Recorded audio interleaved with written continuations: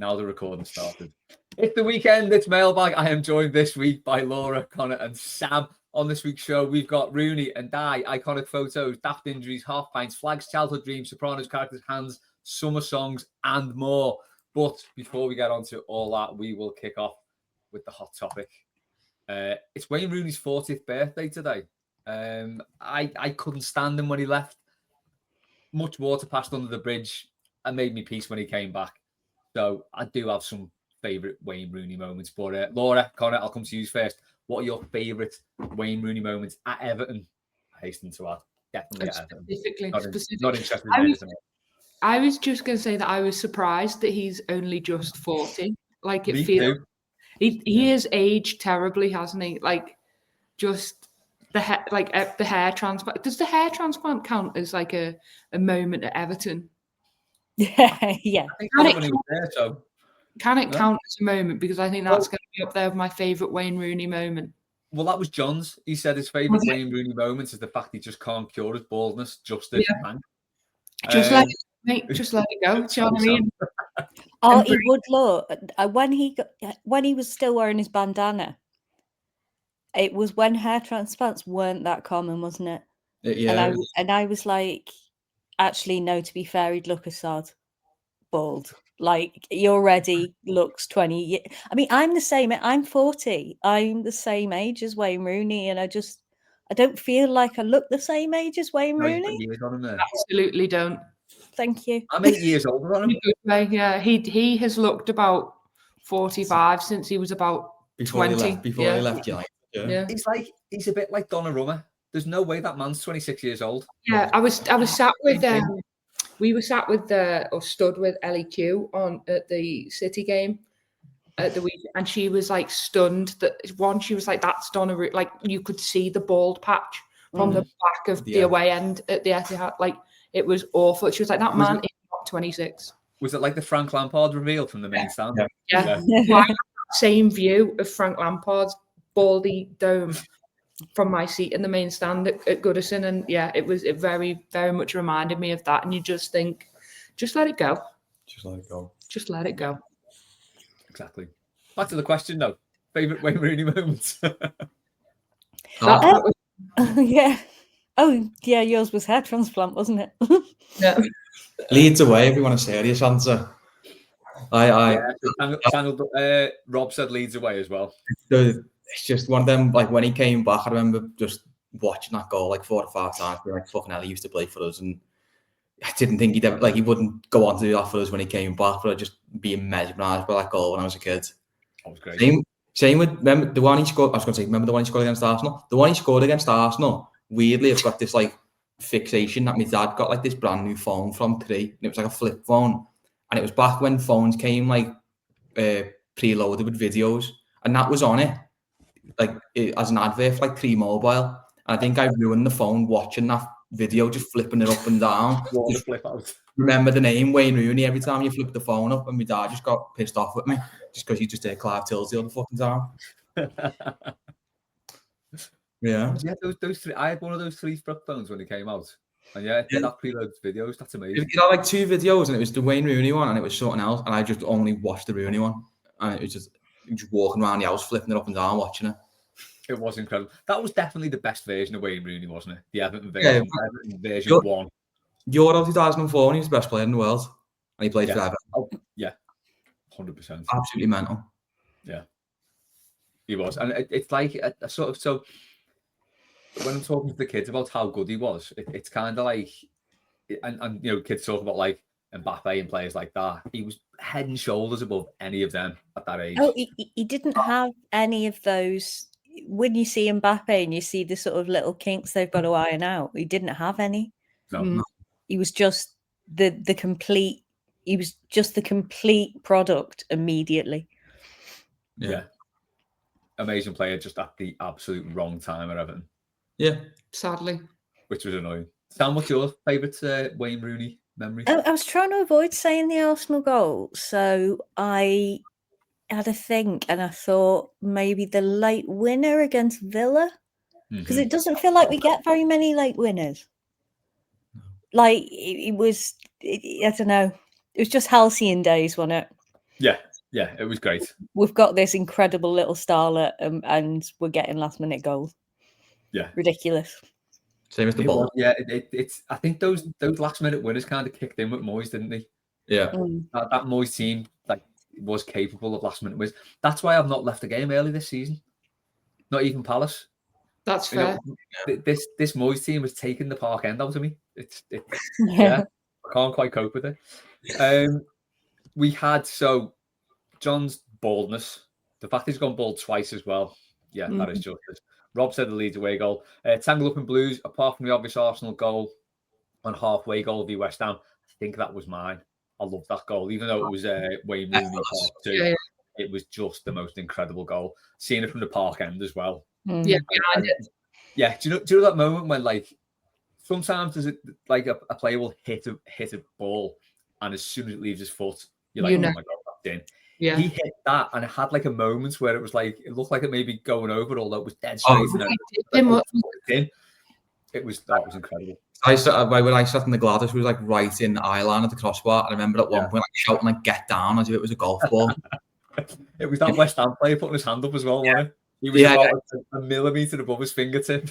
It just come down at the right time. I was like, fucking get in. We just never have players that do stuff like that, do we? So to have to kind of almost Wayne Rooney 2.0 and see that in the flesh again, it was just rolling back the years a little bit, except Balder.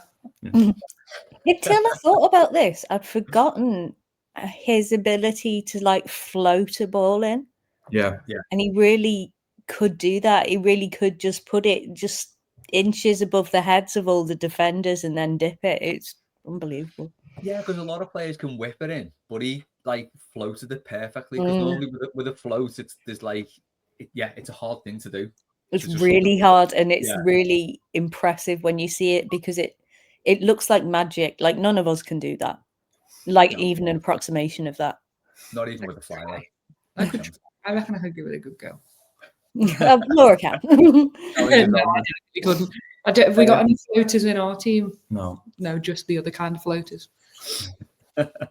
Tango Up and Blue said it's after the last game at Goodison and the Gladys Street good-naturedly taking the piss before he was interviewed on the pitch, which was quite nice, really. He got a bit of shit, which is fair enough, and he took it well. That was good. Roger Armstrong would love that. I think Wayne Rooney's his favourite player. He loves him. Stephen said, favourite Rooney moment other than the obvious. Stoke at home. Seemed like even though we sold Rom, everything was going to be okay. And Rooney was going to take us forward. And then Everton intervened. But I did watch that back before. And that is actually such a good goal. Sandro Ramirez in that move, where he takes out two players and then knocks it out to Calvert-Lewin in the wing-back position, obviously. The cross was incredible. The header was brilliant. Never mind the ghost run from David Claxton. Oh, yes. It was mine and Matt Jones's favourite, the ghost run of David Claxton. It was almost a perfect street end goal, but at the park end. And Gary, this is very on brand for Gary. Favourite Rooney moments: snapping Chris Kirkland in half in his first derby, which again, a lovely moment. I also like the hands on hips against West Brom. It was nice. Where he just stopped, put his foot on the ball, and so they was come out, then tackle me. Yeah, was it West Brom? West Brom, wasn't it? West Brom rings a bell. I was going to say the one 2.0 is goal at City away on the Monday night in that purple and black. Oh yeah, the purple, that purple. Had yellow, a yellow details. Yeah. He basically caresses it in at the north stand, away from the away end, and gives it that to the home. Yeah. There's the pen over Anfield as well. Yeah. Which was nice. God, I forget about all these. Yeah. God, we did have good times, didn't we? We had so many good times. Yeah. We'll move on. It's funny isn't it, that we took such offence to that. The notion that we'd actually had nice times. Yeah. No, it's been shit, and it always has been. It's just, do you know what? You talk to us about misery, we'll talk all day. Tell us we've had nice times. No, we haven't. I'll argue. Nonsense. So from one, I'm going to talk like a kid now, from one baller to another. Liam B, who is also a baller. Are you even an Evertonian if you weren't watching Ndiaye against City and thinking, okay, lad, relax now, let's not get carried away?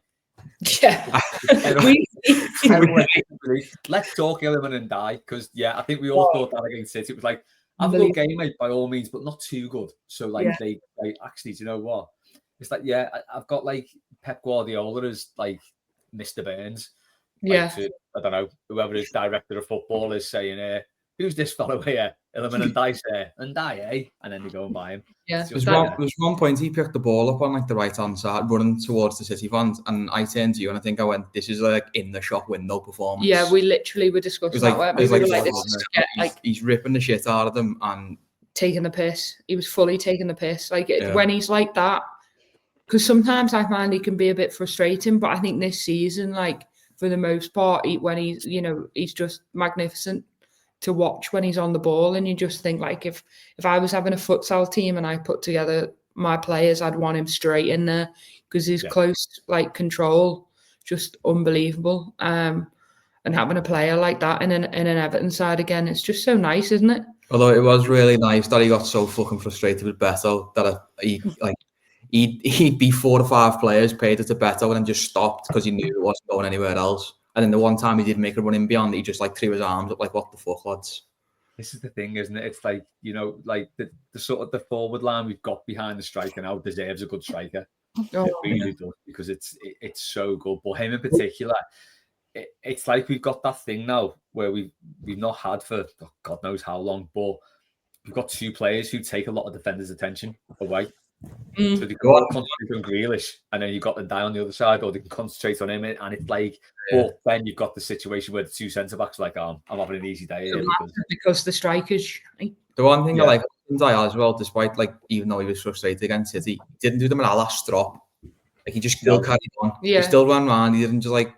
But I think players are well within their rights, aren't they, to get frustrated? Yeah, he could have fucking thrown his arms up and gone, I'm not playing, like fuck this. But like he did still try, and he got back and defended a few times, and just his overall work, right? But he was. That tackle on Doku was incredible. Oh, amazing. Yeah. And the one where he picked up on the edge of our box and be 4 or 5. Like, unbelievable close control. Yeah, he was great. Sam, how much in love with Illiman and Ndiaye are you? Oh, very. Just extremely. It was very. We are very impressed. He's just incredible, isn't he? He's just. I could do with a few last commentators pointing out that he's sort of batting below his average playing for us, though. Yeah, because that comes up quite a lot, doesn't it? But yeah, he's when they say stuff like that. But we met him last season, didn't we? After the Leicester game. Oh, I was buzzing. Yeah, in the park. It was in the park end as well. Yeah. We'd got one of those rare moments where we'd gone on hospitality, and then him and Mangala we're walking through it full time, and it was Mangala was in his leg brace, wasn't he? Some woman absolutely legless grabbed Ndiaye as he was just like trying to get through. No, Mangala. I've got the photo. She was like all over Mangala. I was like, Jesus, give the lad. But then she grabbed Ndiaye and stopped him. We were like, oh, maybe we should get a photo with him. Yeah, we had to get. But a photo he was so. Did he score that day? Yeah, he did. He did, but he was still like so buzzing with himself, like just the fact everyone loves him. Yeah, he was buzzing off the fact people were just like singing his song at him and stuff like that. Like quality. Last time he scored, I shouted, "Daddy." And that sounded really weird. To anyone else, that sounds really weird. I was like, Daddy! Because of the story with his daughter, who's going to be the first one to score at the new stadium. And she said, Daddy! So, yeah. I was referencing that by shouting Daddy, and it didn't sound good. It sounded in the pub, it didn't sound good, did it? Mm-hmm. Quickly talk me through this park end hospitality. What the captain's table? Oh, yeah, it was class. Yeah, it was good. One of our mates has got had their season ticket there, and they had like a group of them, and their mates who were on holiday offered us the tickets, and not one to turn down an opportunity to live, laugh, love with the Toffees. We took the opportunity, and it was that 4-0 Leicester game. Leicester, And Nev Southall was sat behind us. Yeah. Nice. So it's I can't class. believe I was in the park end for years and never saw any of this caper going on. There was like It a was full no, hospitality the Do you not middle see of the the park. paddock? The paddock bit in the middle, like the Yeah. gate bit, it was that. Yeah. Amazing. Lovely stuff. We'll move on to Toffee No Tangled Up in Blues. Question, which is a good one. What is your favourite iconic football photo? His are Maradona hand of God and the Van Basten volley with the Soviet Union in Euro 88. I played that back before. I got the video up of it. And if you play the video of that goal, it looks exactly like International Superstar Soccer on the SNES. When it starts, honestly, it's incredible. You've got Hullet, because Hullet was in International Superstar Soccer. It looks exactly like the gameplay on that. It's incredible. It's so good. I would any SNES fans go and do that. But yeah, we'll move on to Laura, and Connor will ask you first. I gave my answers to you earlier, didn't I? What did I say? Sorry. The young lad. Yeah. The young lad. So there's the young kid that I think it's Simon. What's his name?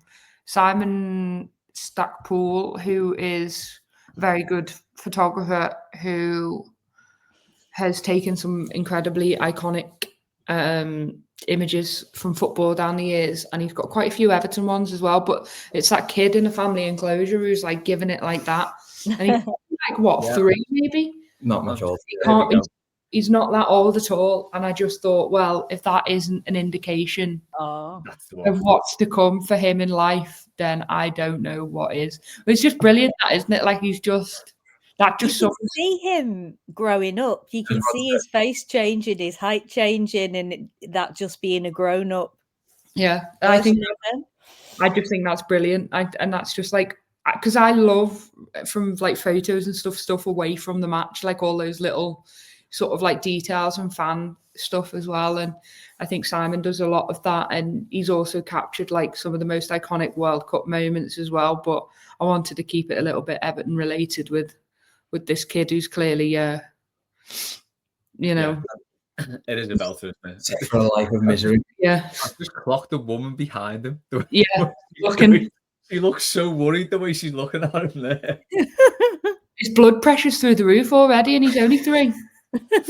For anyone listening on Patreon, by the way, I will post all these pictures in the mailbag chat, so you can check them out. But yeah, that is a good one. Any others? Connor, yours was. I was going to say mine. So she nearly gave us a good segue. We'd mention that Simon Stackpool does good World Cup photos because he took the one of Lionel Messi at the Qatar World Cup on the show. Really? Okay, yeah, that's his photo. Did he take that that's his photo. Yeah, he's unbelievable. He's literally unbelievable. Yeah, I just love that photo because everyone around Messi is carrying him in Argentina shirts. So he's like finally achieved his goal of winning the World Cup, and he's got the World Cup in hands, and everyone, like, he's still on the shoulders of everyone. Like, I just love like the symbolism of that, of like him still being carried by his country, despite the fact he's just carried his country to the biggest thing like possible. I just it's so good. Every time I look at it, there's something else to find. Like, yeah, it is amazing though. Yeah, it's like to my one of them is Maradona in '86. Yeah, where he's got a similar one where he's holding the World Cup up like that. But it's not. I know what you mean. That is incredible. I find it absolutely mental that Simon has taken that one. Has taken no, like the ones he's taken, like some of the photos and the work that he's done is just incredible. And then I was messaging him, wasn't I, a couple of weeks ago, and he was telling me how much of a fan of my work he is, and that like I was like going to you, what, like, to Connor, like, what the hell is that? Like, that, what is my life? And I just turned and showed her that one. I was like, yeah, he took that one, by the way. And I was like, he's unreal. I think he got a good picture of the rodent that was on the Hill Dickinson pitch the other week as well. So there's that. Laura, this is the end game. This is where you end up. World Cup final 2030. Yeah. 2030. You're 2030. You're doing the World Cup winning picture. Stick that on the vision board. Yeah. I've got one more. It was the Rui Costa one, because it's cliche, isn't it? Everyone loves that photo, but it's just so good though. It's more the AC Milan kit for me than anything else, because I had probably a black version from Spain, but I had that kit, and I just love like the little detail at the bottom under Costa's name, and then obviously the flares and stuff. But yeah, and I like the height of Rui Costa's socks as well. Yeah, he'd get a game in the Everton team, wouldn't he? very mundial that photo, but still lovely. Yeah, it is class. I think Chris said that as well. If that was his, just gonna check. Yeah. Chris said always loved the one of Materazzi and Rui Costa stood there watching the flares. Here comes Sam to lower the tone. We're gonna go from the absolutely sublime to the ridiculous and come to yours now. Ridiculous better though, aren't they? Yeah. You need to talk us through this as well. Could be anything really, couldn't it, with Sam? Oh, wait till you see what it is. No, This is a Stone Cold classic, and it's a very beautiful and tender moment. I think you'll find. And Sam's choice is this.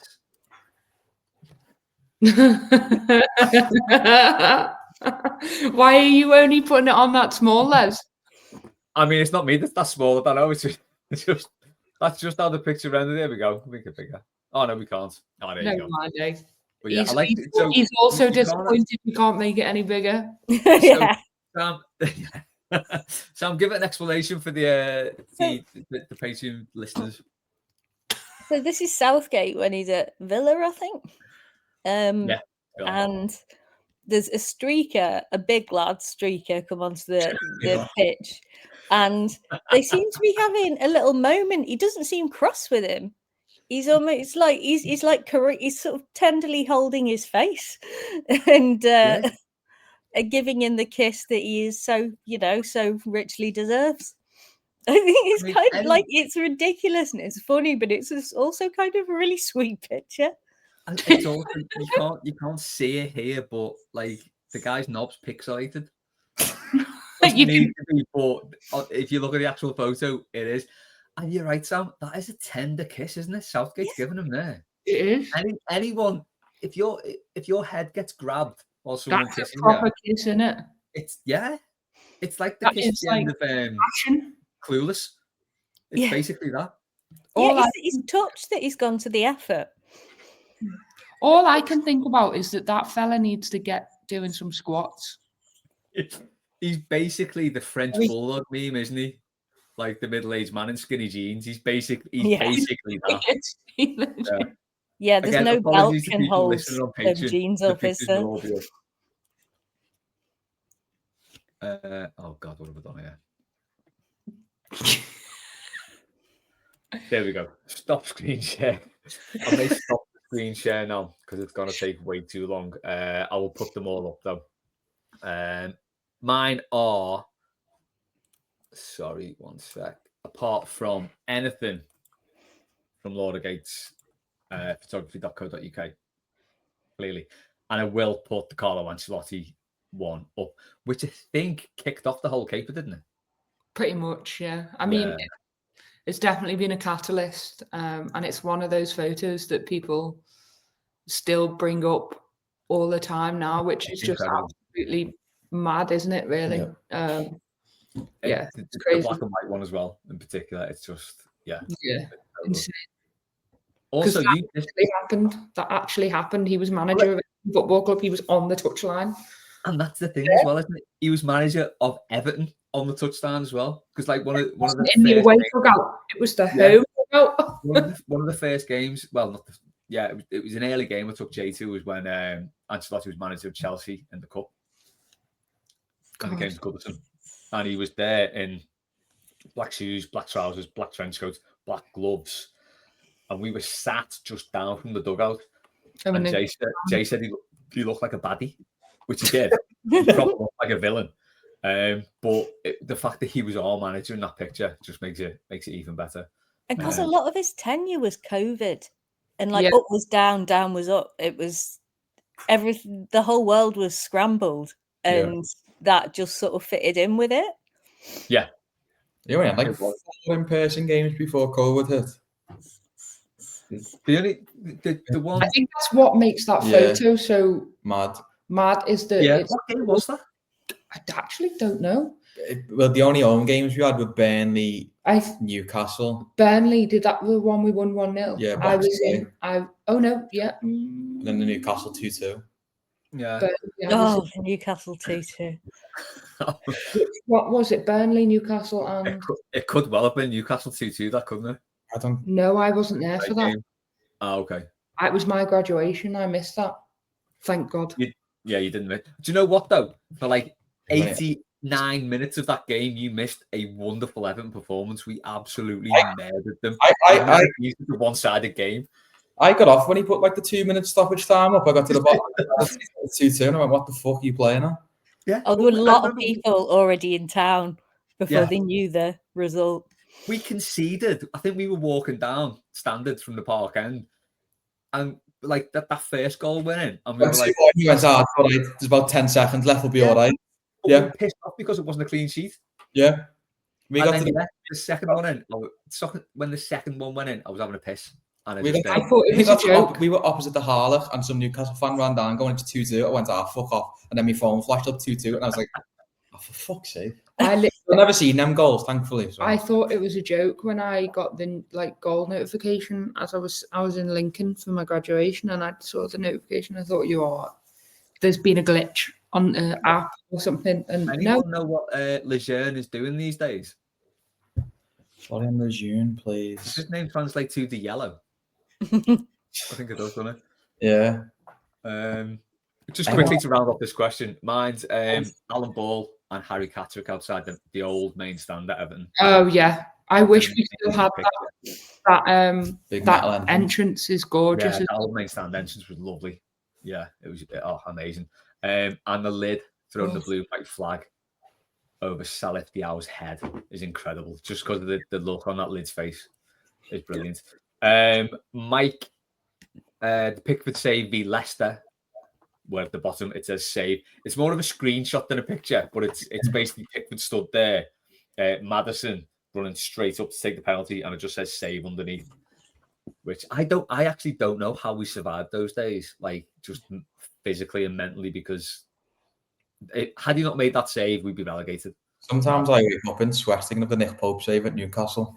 Oh, it was horrible. That was the way. That was just awful, wasn't it? You were going on about Catholics the other night.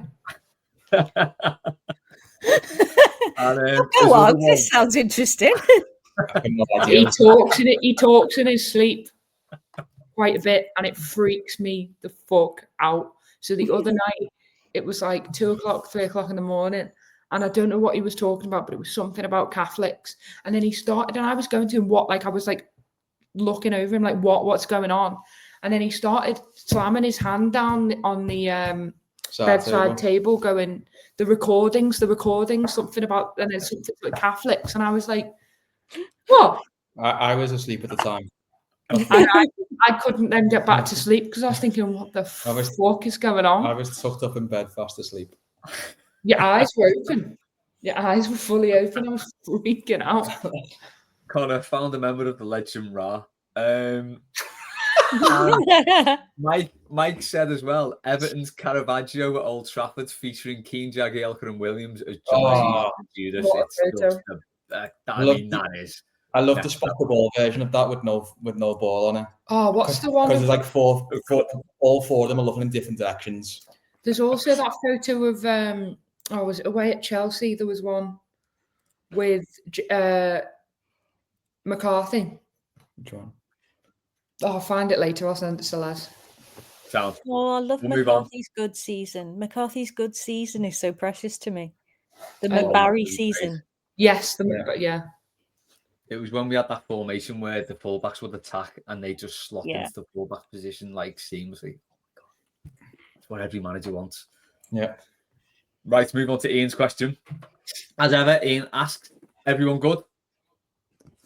We're all good. Live. Okay. So I maybe just have to answer this question myself. Did your Alexa just like go off there? It was a Google thing. So I may be the only one old enough to answer this question, but I'll throw it out there anyway. If you had to choose from either Alan Harper or Kevin Richardson to play in the current side, who would you have and why? Alan Harper, because he's a fullback. Literally what I had. Yeah. And like a utility man. So, we've not got a deep squad at the minute, so he can go You can go where he's put. Yeah, I was gonna say he seems a good laugh. He was good in Howard's way, and every time I've seen him in person. Yeah, and he also had the nickname Mooncat, No. which might not mean anything to anyone because Mooncat was a kids' TV program, and he does look like Mooncat. I always called him Greedo when I was a kid because I thought he looked like Greedo off Star Wars, which is harsh. I know, but I was just a kid. Yeah, I think I'd go Alan Harper as well for those exact reasons. Ian did say Kevin Richardson though, which is fair because he was a great player. Kevin Richardson, he played left wing, left mid, really good player. Won the league with Arsenal. Nearly won the league with Villa. Good times, Chris. Yeah, really good player, very underrated. But yeah, good question. Yeah, I think Alan Harper's got to get, hasn't he? Laura, I'm going to come to you first on this one. It's John's question. Stupidest injury you heard of from a footballer and yourself. For a footy player, for John, it's the former shite goalie Stensgaard who dislocated his shoulder getting the ironing board out. His was breaking his ankle standing in a rabbit hole. On goalkeepers, I will also raise you your man from Wimbledon who cut his foot open. Dave Bessant cut his foot open when a jar of salad cream dropped out the cupboard and he didn't catch it. Caught it with his foot, broke, tore a tendon in his foot. Yeah. And there was also I was trying to look for it before. There was one player who got injured by air conditioning. He got a chill. And he was out. And I can't remember who it was, but it definitely happened. But Laura, no stranger to injuries, sadly. So I'll come to you. You know footballer. I don't know, like from a footballing perspective, like which probably that lad from Leicester who's fucking moaning on Instagram at the minute. He's doing my head in with the did you see that? He was being kicked. What's his name? Fatero got he got kicked or something in a game the other day, and he put a picture up, tiniest, and it's like a tiny little mark on his foot, and you think, oh, Diddums. He's like, referee needs to look after the players a bit more and stuff like that, and it's like, when did this change? Right, so when I played and when I was a kid, if I got stud marks, I would buzz off it. Yeah. I've been in a proper country. This is great. I've had a game, and it showed me stud marks off when I got in. When did that change? And all the mud as well. Like you'd be like, yes, I'm covered in mud. That means I've had a good game. Yeah, like exactly. It's become too soft. We've gone too woke. It has. You know what it is? You know what I blame? These. Them, yeah. Still got it. These little backward shin pads, ridiculous. Yeah, you need the proper like big shinnies with the big ankle protectors. With it like a side plate on each ankle to protect them. Yeah, 100%. Loved all that, me. Loved it. Yeah. Well, I said on a mailbag a few weeks ago, I had a pair of Puma shin pads like that with and they were called Puma Armalite, which was the IRA rifle of choice. So incredible pair of shinnies for a 9-year-old kid. Like green and orange though as well. It's just all isn't it? But my stupid how long have we got on this bloody podcast? I was bitten by an alpaca on the shoulder. So that was a good one. And what was it? Did you barge off the ball and win the header? Or no, sadly not. No. But those things. They are mental, weird little creatures, but cute all the same. I've dislocated one shoulder 3 times. Oh God, I've seen the thing from your shoulder. My God. Oh, the scar I've got. Yeah, it's grim. Anyone watched Alien Earth? No. There's a little eyeball creature in that which kind of looks like the thing that came out of your shoulder. Great. That picture does need to come with a trigger warning sometimes when I show people what came out of my shoulder. Grim. I've dislocated one shoulder 3 times, twice on the football pitch and once in Bidston Pure Gym, doing a burpee. Oh. And I've never done a burpee since, and I refuse to do a burpee again because they're overrated. They're shit anyway. Who needs them? So I fully just collapsed on the floor, and my mate next to me didn't even notice for like ages, and I was just lying there like dying. I have had some stupid ones, haven't I? I'm trying to think. I've cracked that head open on a grid once. What else have I done? I fully ruptured my calf and the fascia in my left leg, which left me out of football for about a year and a half. I've never actually broken a bone though, so you know I'm winning there. There is that. There is, yeah. There is that. What other Fingers crossed. stupid injuries have I had? Any injuries you've not had? Yeah, broken bones. Yeah, fair enough. I had like stupid concussions and stuff as well. Like I think I was telling you about that one the other week with my eye, because you'd said something about having. Yeah. You'd said something to me about having 2 working eyes or something, and that helps with the photography. But one of my eyes has got floaters because I was hit playing football in. I think it's this eye. From close range with the ball while I was chasing down the defender, and had to have like loads of head scans and CT scans and stuff to check that my brain was still there. And it's absolutely not like me to put my foot in it like that, is it? You got 2 No. working eyes. Well, actually, funny you should say that. I Don't. So Connor, a footballer injury and a personal one. Richard Wright falling out of his loft. Amazing. Because everyone loves to remember the Chelsea falling over the sign, but it's falling out the loft is also fucking brilliant. It's not easy to do that, is it? It's hard to fall out your loft. I was it's in a small hole, isn't it? I was in my parents' loft the other week when I was there getting some stuff out, and I couldn't think of anything worse than going anywhere near the hole without like being careful getting down the ladder. Yeah. There was also someone else who fell over the cat on the stairs, and I can't remember for the life of me who it was, but like they fell over. But I can remember seeing it on Sky Sports. Like the keeper. Someone was coming down the stairs and fell over the cat and was out for the rest of the season, like broke the shoulder.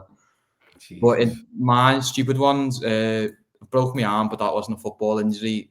I sprained my ankle playing mini golf once because I thought like there was like a hole that was like a wave, and me being about 7 or 8, I thought, I'm gonna run up and like fucking to like a half pipe sort of thing. Ran up, come off to the side and sprained my ankle, and then missed the rest of the season. What about the game of cricket we played with the Devon video the year? Yeah, but I've got that video clip, and that'd be really good if I sent that video clip to Les of you. Falling over, I think I injured. It'd be really funny. No, just a fall, no injury, doesn't count. He had a fall like 84. Yeah, VAR check doesn't count. But send us the video anyway. Sam. I don't know which footballer it is. I've only seen footage of it. I think it's in Italy.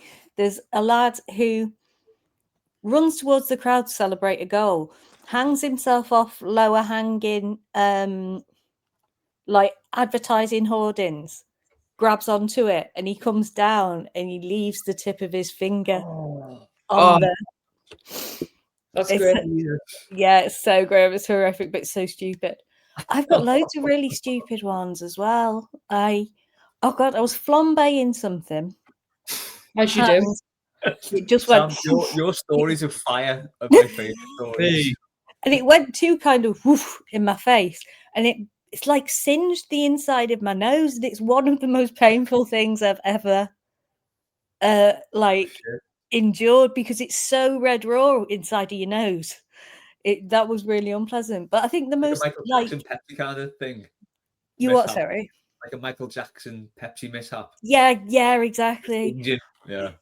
Oh, because I'm just like I'm just not a coordinated person.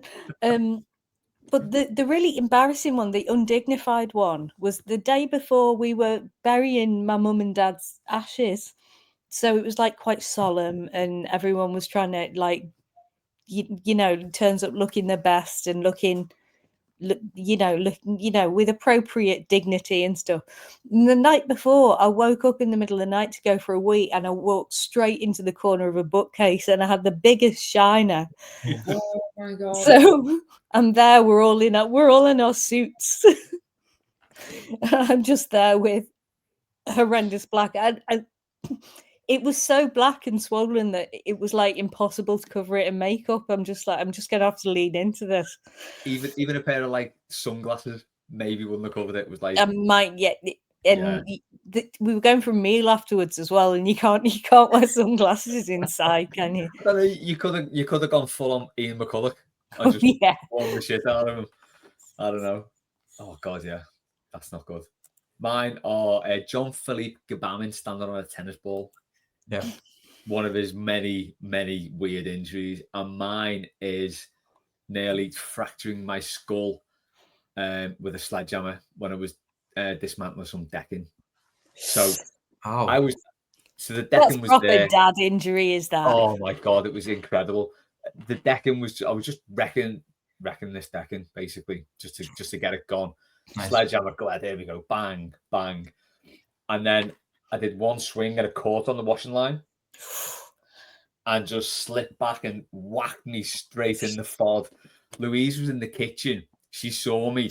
She said it was like something out of Looney Tunes. I just went vertical in the air and landed on my back. And it was just like, it didn't knock me out. And for like about 20 minutes afterwards, I was like on the biggest upper you've ever had. The adrenaline must have like just kicked the shit out of me. And I was buzzing. I was like, oh my God, that was so funny. It was just, yeah, it was weird. It was so odd. But this is why I never take on a manual task or pay people to do manual work, because you know what? I am built to work at a keyboard. Yeah. But that was mine, defo. Jeez. Moving on. Liam Fitz. As asked. Bit of a niche one, this, but I'm here for it. What about the road in Birkenhead that looks like what's it? Anyone onto this? Yeah, it's West. Absolutely shite. Has been pedestrianised in a Norwich city centre style, but they weirdly painted like orange what's it's on the road. They've done this really weird like seating out there as well now.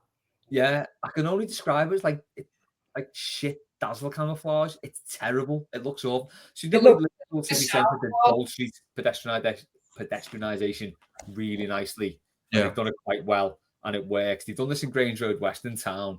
I think there's still one-way traffic, maybe, but they've painted parts of the pavement orange. It's been a nightmare trying to navigate around that part of Birkenhead, to be honest, hasn't it? Like we would. Oh, is that where that is? Yeah, you know, down the main road. Yeah.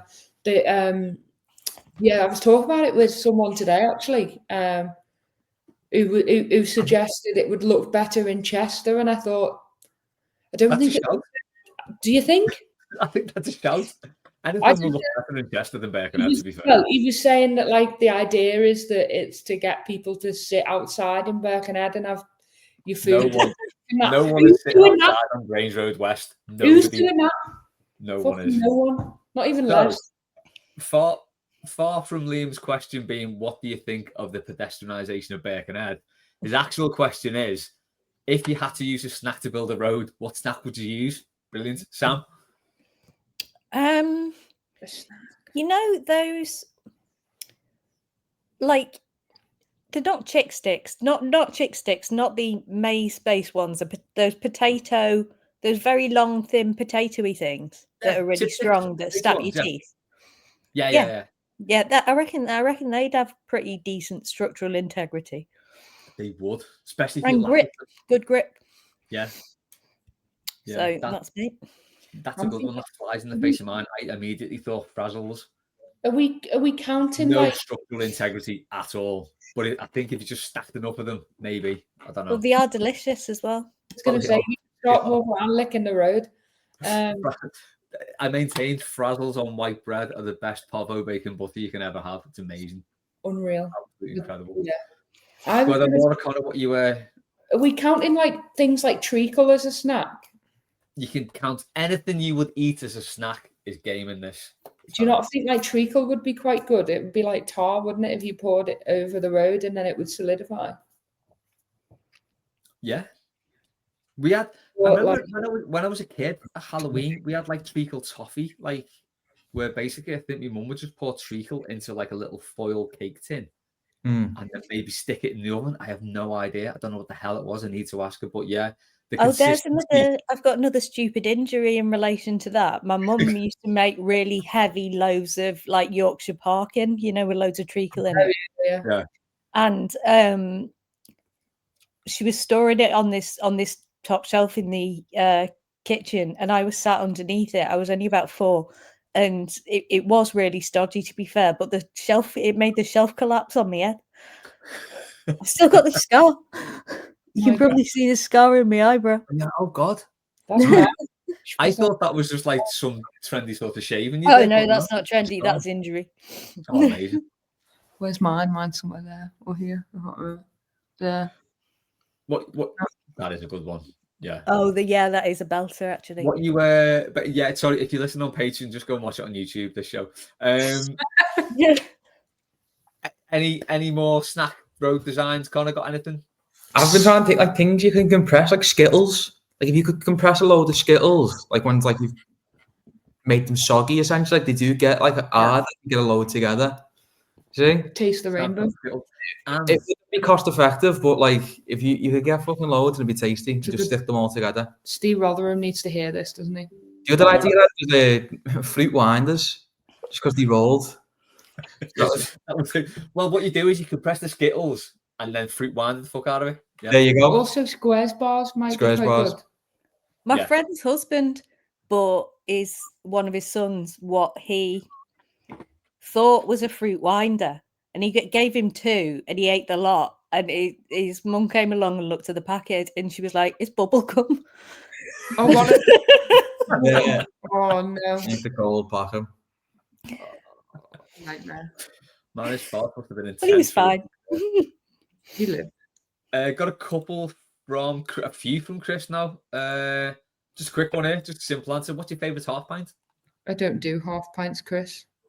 Oh my god, okay. Fair enough. I don't think I've ever ordered a half pint. No, Do you know what? he's taking the piss out of that tweet.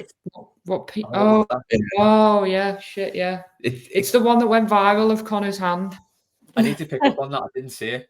Yeah, I didn't even pick up because on that fact. he's mentioned it a few times to me now. I've just caught him Because you onto it. tweeted and it was a half pint. Yeah, because I Did you have drank. half pint, so you've got incredibly large hands. I had a full pint and I drank half of it, and it was just on the half. And I've tweeted out being like, "Oh, imagine having a pint in your seat, sort of like just a fucking throwaway thing." And the amount of people who replied to me going, "That's a half pint. That's not a full pint." I'm like, lads, you drink a pint, and eventually it becomes a half pint and then an empty pint. Yeah, it doesn't stay a pint forever. No, it doesn't. It's been the topic of conversation in this household It since hasn't. that. It has, I'm because you get fucking pissy. glad to be open with You know it. what? I'm gonna put it out there for like us metrosexual males who do appreciate a half pint every now and then. Half pint of Heineken in the summer is quite nice. Anyway, I'll move on after that. Chris has also asked, as it's always nice to join in, what flag are you raising for Operation #Raise the Colours? Sam? I think the Progress Pride flag would suitably upset everyone it needs to. Yeah. Yeah. LGBTQ plus something along those lines, definitely. My one for this is the Seychelles flag. Oh, I love the Seychelles flags. It's beautiful. It's an amazing flag, but it would trigger the right people because they think It would. it's gay. Yeah. Yeah. It's got enough colours It's to gay, look but quite it's like gay. a cornucopia of gay Oh, because it all brilliant. comes out from the. it comes like beams from the corner. Yeah. Excellent. Beams from the gay ray gun that will turn you gay. Basically. The gay gun. Yeah, the gay gun, yeah. And that would amount annoy of everyone, flags all on the those. right people that would annoy. But it is genuinely a national flag. What Connor, would have you you got a flag for us? I'm trying to think. The only one we've got in our house that is An island is one. an island one. It's the only one I can get my hands on.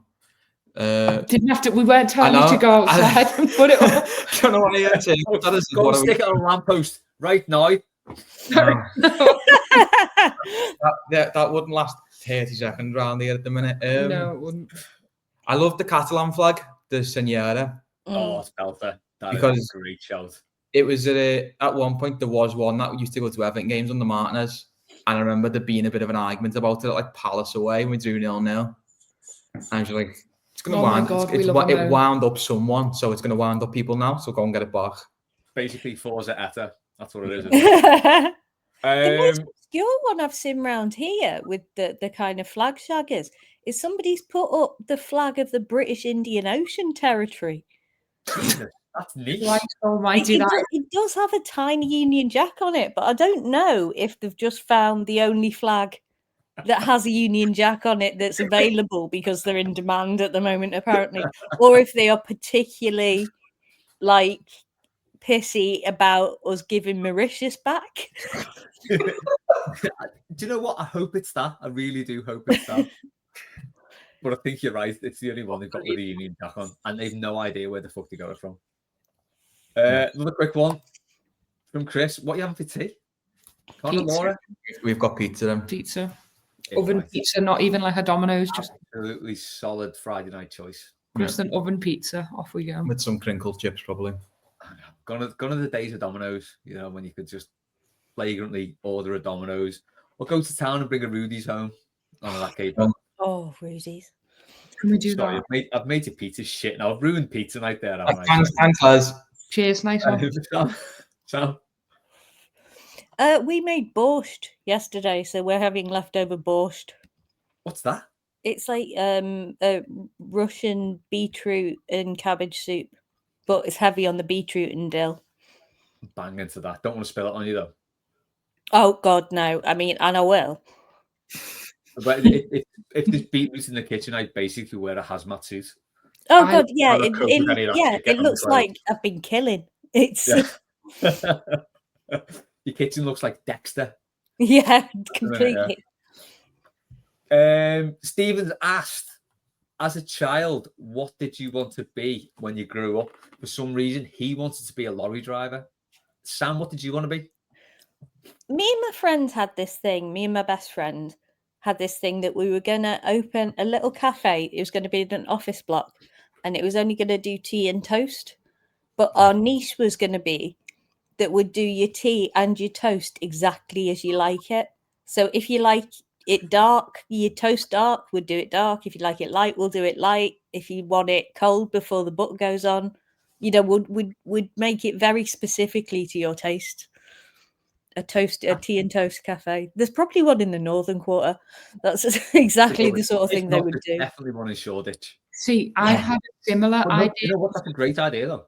Yeah. I've had a similar idea before, you know, when like cereal cafes were popping up all over the place. Yeah. I was like, why are there not toast cafes where you can get like, Toast. well, fucking hell, toast, but with like whatever topping you wanted, Mm-hmm. like Nutella. I don't know, what do you add? Butter, Marmalade. Jam. Oh yeah, marmalade. all I the was different. reeling the other day. I was watching Corrie, and someone ordered tea and toast from Roy's Rolls, and it was £3.50 Oh my God. at Roy's Rolls. That's You're not great. paying that. That's- Absolutely that's- no In chance. Salford? That's ridiculous. Scandalous. I know, exactly. Ridiculous. Not having it. Yeah. Laura, Connor. What did I want to be when I grew up? Yeah. So, would have been a footballer, but obviously, like being a woman, like or a young girl in that age, it wasn't necessarily a viable career option. I'd say I got close-ish by doing various trials with different clubs and stuff. But obviously, the other one was something in creative and photographing, and kind of very much on the way to doing that. So at least I've kind of achieved one little dream.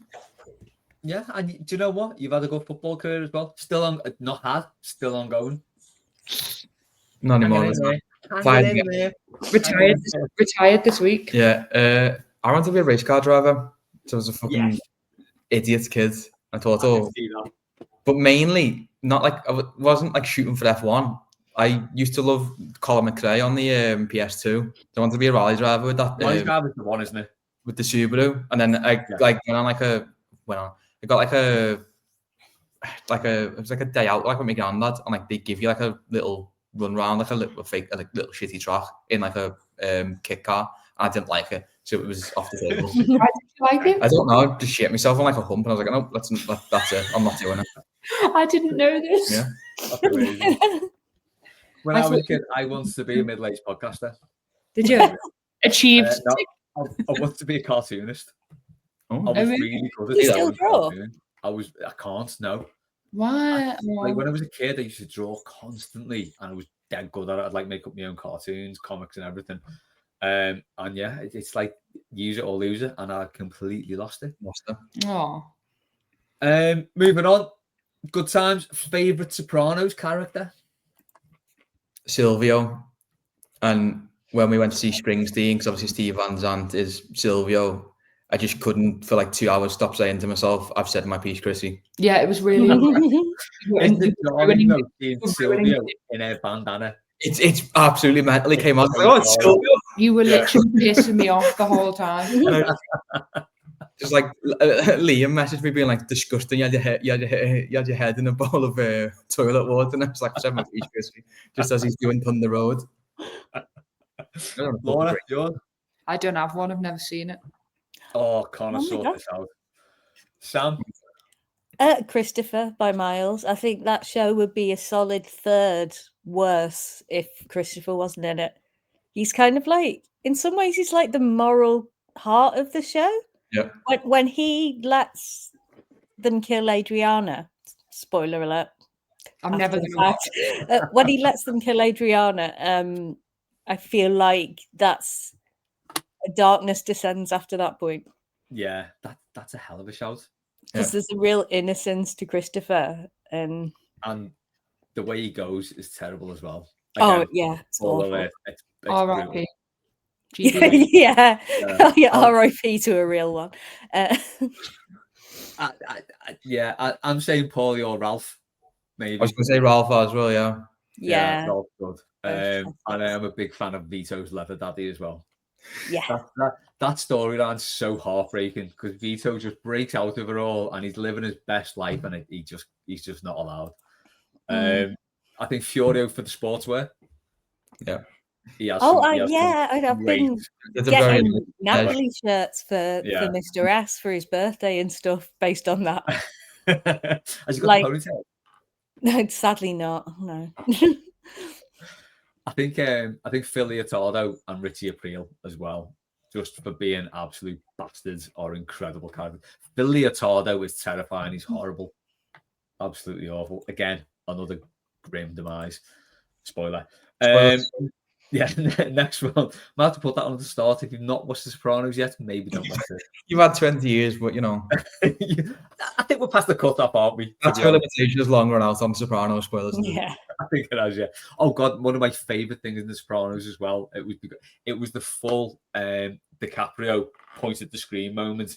It's the crossover with Curb Your Enthusiasm, where Uncle Junior's watching the telly and he sees Larry David on the telly and he goes, "Why am I on the telly?" And when I was watching that on the telly, I was like, "Oh, what?" It's like two of my favorite shows. I'm like, there we go, amazing. Next one from Good Times, Connor. One for you. What's more viral, COVID or Connor's hand? COVID. There's not enough people, didn't there? COVID. I've tried to move on from this tweet for like 2 weeks now. Liam just will not let it die. Well, it's been quite something on it. Yeah. Liam is not one to let it lie. No, he's really not. Especially we'll move on to our final question, then we'll escape this nonsense. And Tommy on patreon.com/the Extra. All podcasts are free for less than the price of a pint a month. Just saying. He's asked for a mood lifter as the winter is coming. It's almost dark outside and it's only just gone 6 o'clock. What's the best song to get you in the mood for summer? For him, it's the Lotus Eaters, The First Picture of You. That is mine as well. It's a bit of a cop-out, but it genuinely is. Laura, Connor, what have you got? I'm going with Hawaiian roller coaster ride from Lilo and Stitch. Oh. And there is another one, and now I can't think of what it is because my brain is useless. It needs that pizza in it. That's what it is. It needs to not be on sertraline anymore, is what it is. Yeah, I'm with you on First Pictures thinking. Why can't I think of the name of this song? Oh my God! I've gone the title now, but again, going back to when I said Howard's Way earlier, it reminds like it's that like breaking the sunshine bit, and I'm like, it's that. Kokomo, the Beach Boys. Yeah. Oh, Kokomo! What a shout! Absolutely, what a banger! Yeah. And that's off Cocktail, isn't it? Tom Cruise film. Yeah. Yeah. It's off that. Yeah. So the cocktail bar in Cocktail is a TGI Fridays. Isn't that insane? Really? Yeah, genuinely. The cocktail bar is a TGI Fridays. Sam, what's yours? Do you know? To be fair to TGI Fridays, the bourbon barbecue sauce is incredible. Yes. Oh, I haven't been in ages, but now I want that as well on my pizza. Oh, sorry, Sam, go ahead. I was looking at a thread of this recently, and loads of the guys responded, just like a disproportionate number of the guys said it was Steal My Sunshine by Len. And I had God. no idea how popular that song was. That feels niche. It feels niche, but Yeah. honestly, it was like getting on for a dozen people said that. So there must be something about that. That's like that question: how many owls would you need to see in a day before you thought something weird was going on? Yeah. And honestly, 2. Yeah, yeah, 2 or 3. definitely, yeah. Yeah, I mean, 1 would be One unusual. would be like, oh god, that's mad. Yeah, You'd be like, who's following me? yeah, definitely. Is that yours then, Sam? Len, or I think mine, not because it's the best song, just because I remember the summer it was ubiquitous and I was like young and I had no responsibilities and everything was great. It was probably Mr. Brightside. with you? Just I remember being at a festival and seeing the Killers that year, and it was just you couldn't get away from it. Every single stall was playing it. Yeah, Still can't get away from Mr. Brightside. No, you can't. But this one summer, you'll have been too young, Laura. But it was just everywhere. It's just solid. But it was. I had absolutely no responsibilities to anyone else or the world, and it was very lovely. I wasn't young and I did have responsibilities, but I know exactly what you're saying. It was everywhere, definitely. Just to finish on that one, I actually on the first picture of you, I tweeted Peter Coyle about it from the Blue Room account, and he said, "Thank you, Blue Room. The first picture of you was written for that very purpose, to lift me up in the winter months." Oh my god, amazing, Amazing. Yeah, absolutely love Peter Coyle. the song. Incredible fella, and obviously that's of a tune. That's it for this week's mailbag. Amazingly, we've clocked just over an hour, which is half an hour short of the last 2 weeks. So I am happy with that because we can get on with our Friday night and everything's good. That was an absolute pleasure. Thank you, Sam. Thanks, Laura. Thank you. Thanks, Connor. Thanks to everyone who sent questions in. As ever, the show will be nothing without you. That has been Mailbag. We will catch you again next week.